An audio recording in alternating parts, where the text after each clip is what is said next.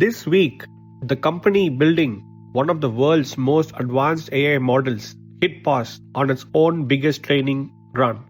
Not because of a lawsuit, not because of a competitor, because the model was getting too good at hacking. Hey, I'm Byte. Welcome back to the Week in Review, the Week in AI in 5 minutes. It's Saturday, August 22nd, 2026, and this was a security week. A paused model, an actively exploited AI framework, and a fight over who wrote a vulnerability. Let's get into it. Story 1. OpenAI confirmed it has put its largest planned frontier reinforcement learning training run on hold. On August 7th, internal evaluation suggested its upcoming Astra model family could cross the crucial cybersecurity capability threshold defined in OpenAI's own preparedness framework.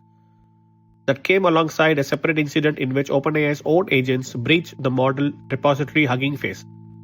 The company is now strengthening sandboxing, network isolation and monitoring, and running smaller experiments while the big run stays paused. No restart timeline has been given. Why it matters? This is a leading lab stopping its flagship run against its own published safety criteria. If you plan roadmaps around model release, dates, capability timelines now carry a governance variable you cannot schedule. Reported by Help Net Security on August 19th, based on OpenAI's own safety updates. Story 2. On August 17th, the US Cybersecurity and Infrastructure Security Agency added CVE 2025-62593 to its Known Exploited Vulnerabilities catalog, a critical code injection flaw in Ray, the open-source framework used to scale machine learning workloads at companies including Amazon, Apple, and OpenAI.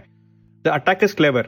Ray's defense checked whether the browser's user agent header started with Mozilla.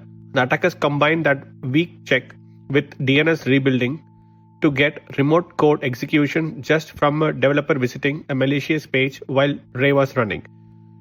Federal agencies had until August 20th to patch. Separately, researchers at Oligo Security tracked a campaign called Shadow Ray 2.0, turning unpatched GPU clusters into self-replicating crypto mining botnet. The fix is Ray 2.52.0. If you run Ray anywhere, check your version today. Reported by the Hacker News. Story 3. Security firm Wiz published research this week showing its autonomous Red agent found a command injection flaw in Snowflake's open source .NET connector. Opening a GitHub issue with a specifically crafted title was enough to run arbitrary commands inside Snowflake's GitHub Action Runner and from there reach an internal Jira credential. Snowflake fixed it the same day it was disclosed, rotated the credential, and confirmed via audit logs that Wiz was the only actor in the exposure window. The controversy, the commit that introduced the unsafe pattern list Copilot autofix powered by AI among its co-authors. GitHub disputes that, saying the offending change was written and merged by a human and not contributed to by Copilot. Reported by Wiz, with GitHub's response covered by the Next Web. My take: the attribution fight is the least interesting part of this story, and the part everyone is arguing about. Here's what actually matters. An autonomous agent found a real vulnerability in a real production repo, and a second AI system names ended up on the commit that may or may not have caused it. Whichever way the dispute lands, your CI pipeline now has authorship you can't fully trace. If you're running AI-assisted code review, start treating commit provenance as an engineering artifact. Log which suggestions were machine-generated, who approved them, and what the reviewer actually checked. Not for blame, for debugging. Story 4.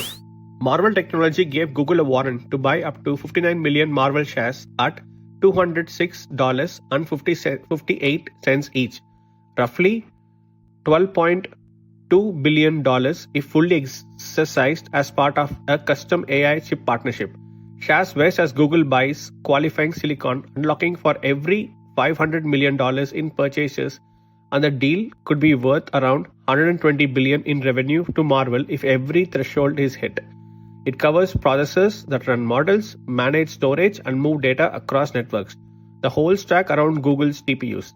Marvell stocks popped.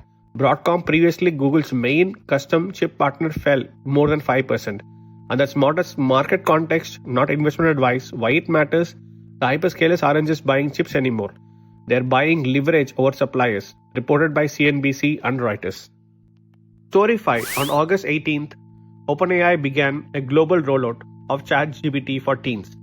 If the system estimates a user is under 18, from accounts information, a self-reported age, or a new age prediction model, that account is automatically placed into a restricted teen experience with title limits on sensitive topics, an optional parental quiet hours.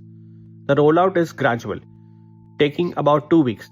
OpenAI acknowledges adults can be misplaced into the teen experience even after entering an adult birth date, and offers ID verification through a third party to get out.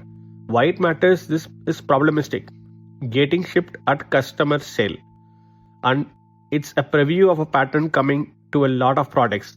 If you're building anything else or risk tired, the design question isn't just accuracy. It's how good your appeal path is when the model guesses wrong. Announced by OpenAI, covered by Axios. That's the week in AI. 3 of this week's 5 biggest stories were about security, trust, and provenance, not capability. That's a signal worth reading. Subscribe for weekly recaps every Saturday, and if you want the daily briefing in your inbox, the newsletter link is below. See you next Saturday.